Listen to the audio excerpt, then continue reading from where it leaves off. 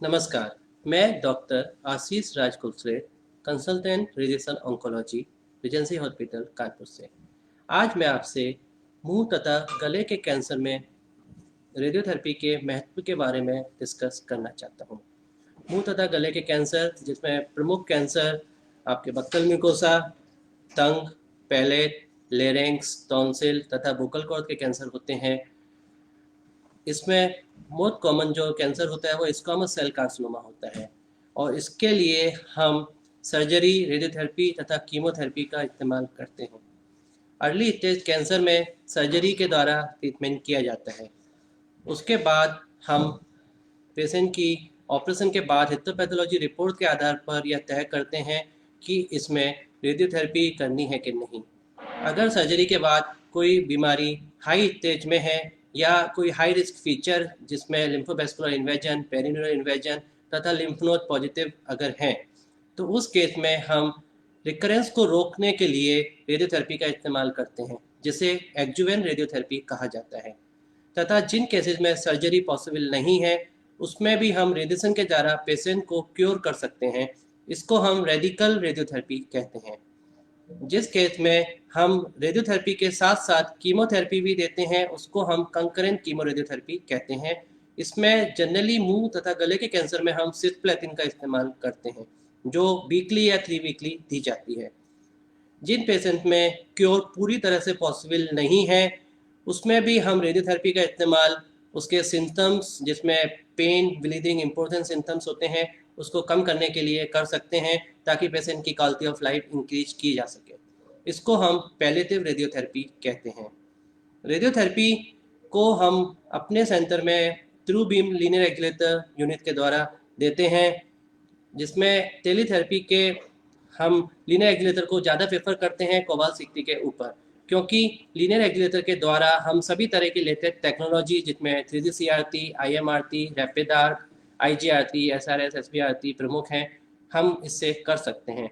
ऐसा करने से हम पेशेंट का ट्यूबर कवरेज काफ़ी अच्छा कर लेते हैं तथा उसके जो नॉर्मल क्रिटिकल स्ट्रक्चर जैसे कि brain, spinal cord, mandible, parotid प्रमुख होते हैं, इनकी डोज को हम काफ़ी हद तक कम कर लेते हैं तथा उनको एक नॉर्मल लिमिट में करके हुए हम कैंसर का अच्छा कवरेज के साथ ट्रीटमेंट कर सकते हैं, जिससे कि साइड इफ़ेक्ट काफ़ी हद तक कम हो जाते हैं तथा ट्रीटमेंट ख़त्म होने के बाद मुंह सूखने की परेशानी, खाना खाने की परेशानी, ये सब काफ़ी कम हो जाती हैं। एक्सटर्नल बीम रेडियोथेरेपी करने के लिए पेशेंट को हम सबसे पहले एक प्रॉपर पोजीशन में लिटाते हैं। वो पोजीशन पेशेंट के लिए कंफर्टेबल और रिफ्यूजिबल होना चाहिए, ताकि डेली ट्रीटमेंट के समय हमें पेशेंट को पोजीशन फिक्स करने के लिए हम इमोबिलाइजेशन डिवाइसेस का इस्तेमाल करते हैं, जिसमें थर्मोप्लास्टिक कास्ट मुख्य होता है, जिसे ऑर्फिड कास्ट भी कहा जाता है। एक बार पोजीशनिंग फिक्स होने के बाद हम उसी पोजीशन में पेशेंट का एक CT स्कैन करते हैं। इस प्रोसेस को हम CT सिमुलेशन कहते हैं। इसके बाद इस CT को हम अपने ट्रीटमेंट प्लानिंग सिस्टम में ट्रांसफ़र करके हम पेशेंट के रिस्क के आधार पर उसका हाई रिस्क, इंटरमीडिएट और लो रिस्क एरिया ड्रॉ करते हैं और उसके बाद हम पेशेंट के नॉर्मल क्रिटिकल स्ट्रक्चर भी अलग अलग ड्रॉ करते हैं। इस प्रोसेस को कंटूरिंग कहा जाता है। कंटूरिंग करने के बाद हम पेशेंट की नॉर्मल स्ट्रक्चर की डोज लिमिट को ध्यान में रखते हुए तथा प्रॉपर ट्यूमर कवरेज वाले प्लान को फाइनलाइज करते हैं और उसके आधार पर पेशेंट का डेली ट्रीटमेंट किया जाता है।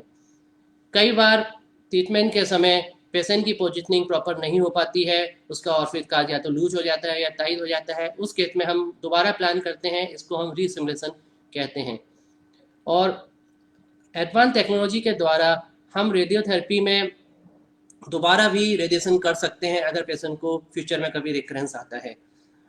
इसके अलावा रेडिएशन के जो साइड इफ़ेक्ट रहते हैं वो पूरी तरह से लोकलाइज होते हैं, यानी कि जिस एरिया में ट्रीटमेंट दिया जा रहा है केवल उसी एरिया में आपका साइड इफ़ेक्ट आएगा। इसमें प्रमुख साइड इफ़ेक्ट मुंह के कैंसर में आपका स्किन का ब्लैकनिंग होना, मुंह में छाले पड़ना, खाने पीने में तकलीफ होना, यह सब प्रमुख साइड इफ़ेक्ट होते हैं। इनको कम करने के लिए हम पेशेंट को प्रॉपर डाइट एंड न्यूट्रिशन रखने की सलाह देते हैं, उसको प्रॉपर ओरल हाइजीन की सलाह देते हैं, जिसके लिए हम बेकिंग सोडा या बेंजाइल अमीन डेरिवेटिव माउथ वाश का प्रयोग करने की सलाह देते हैं। उसके अलावा कई बार ज़रूरत पड़ने पर सिम्टोमेटिक ट्रीटमेंट भी किया जाता है। और अगर पेशेंट खाने पीने में ज़्यादा तकलीफ हो रही है तो हम उस केस में राइल ट्यूब्स फीडिंग की भी सलाह देते हैं, यानी कि हम उसमें नाक से नली डालकर पेशेंट को उसके थ्रू लिक्विड डाइट प्रोवाइड कराते हैं। और कई बार पेशेंट अगर ज़्यादा डिहाइड्रेटेड हो रहा है या तकलीफ उसको ज़्यादा हो रही है तो उस केस में हम आईवी फ्लूइड भी लगा सकते हैं। एक्सटर्नल बीम रेडियोथेरेपी के अलावा हम लोग ब्रैकीथेरेपी को भी अर्ली स्टेज कैंसर में इस्तेमाल कर सकते हैं।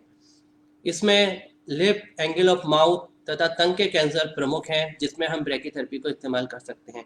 ब्रैकीथेरेपी में हम सबसे पहले पेशेंट के उस जिस रीजन में बीमारी है वहाँ पर हम ट्यूब व निडल के थ्रू उसको इंसर्ट करके उसके थ्रू हम ट्रीटमेंट करते हैं।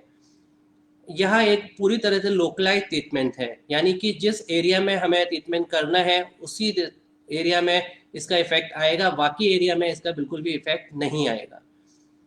तो लिप और एंगल ऑफ माउथ में इसका बहुत इंपॉर्टेंट रोल है, क्योंकि यह एक बहुत अच्छी कॉस्मेटिक देता है तथा उसके अलावा सर्जरी से होने वाले साइड इफेक्ट जिसमें आपका ड्रूलिंग ऑफ सलाइवा, यानी कि सलाइवा का कंटिन्यूसली निकलना और खाने पीने में तकलीफ होना, ये सब काफ़ी हम जीरो कर देते हैं और ये साइड इफ़ेक्ट इसमें बिल्कुल नहीं होते हैं। तो अर्ली स्टेज में इसका बहुत अच्छा रोल है और क्वालिटी ऑफ लाइफ भी बहुत अच्छी रहती है। अंत में मैं आपको यही कहना चाहूँगा कि रेडिएशन का हेड एंड नेक कैंसर में बहुत अच्छा रोल है। इसमें हम सर्जरी के बाद भी हमें काफ़ी केसेज में रेडियोथेरेपी करनी पड़ती है ताकि इसको रिकरेंस को रोका जा सके, तथा इन ऑपरेबल डिसीज में जिसमें सर्जरी पॉसिबल नहीं है उसमें भी हम रेडियोथेरेपी के द्वारा पेशेंट को क्योर कर सकते हैं। इवन जिन केसेज में क्योर पॉसिबल नहीं है उसमें भी पैलिएटिव ट्रीटमेंट के द्वारा हम क्वालिटी ऑफ लाइफ अचीव कर सकते हैं। तथा ब्रैकीथेरेपी के द्वारा हम early stage angle of mouth and lip के कैंसर में हम पेशेंट को अच्छी कॉस्मेटिक के साथ अच्छी क्वालिटी ऑफ लाइफ दे सकते हैं। तथा लेरिंगियल कैंसर और टॉन्सिलर कैंसर में हम सर्जरी से होने वाले साइड इफेक्ट जिसमें ऑर्गन को ना रखते हुए हम ऑर्गन प्रिजर्वेशन कर सकते हैं, जिससे फ्यूचर में उसके क्वालिटी ऑफ लाइफ, उसको बोलने में कठिनाई होना, खाने पीने निगलने में तकलीफ होना, ये सब नहीं होते हैं।